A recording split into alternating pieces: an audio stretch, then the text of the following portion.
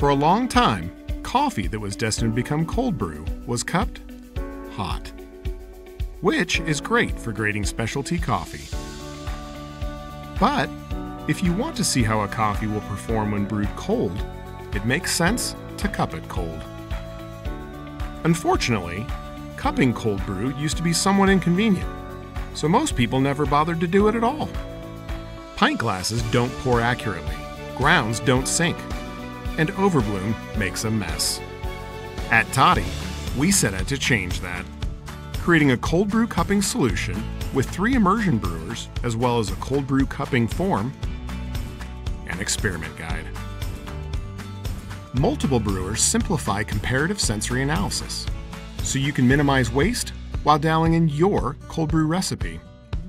And because you're using precise, lab-grade measurement tools, you can easily scale up your results for commercial use. The cupping kit is the ideal tool for finding the optimal steep time, experimenting with other brewing parameters, dialing in roast profiles, and creating craft beverage recipes. To better understand how the cupping solution helps coffee professionals learn more about the coffees they have available, we created a cold brew experiment guide. Here's one such example of how you can use that. At Toddy, we're often asked to recommend an ideal grind size, but of course, that varies according to personal preference. To determine what grind size to use with your coffee, prepare 3 brewers, or more if you want to test more than 3 grind sizes. Hold all other brewing variables constant.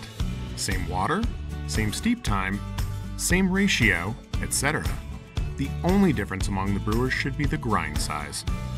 At the end of your brew, cup each and record your findings. Because grind size was the only varied brewing parameter, you can feel confident that any differences in taste are due to that. Investing the time to really learn about how each cold brew performs will yield great dividends down the road, taking the guesswork out of beverage development, cold brew program designs, menu innovations, and so much more.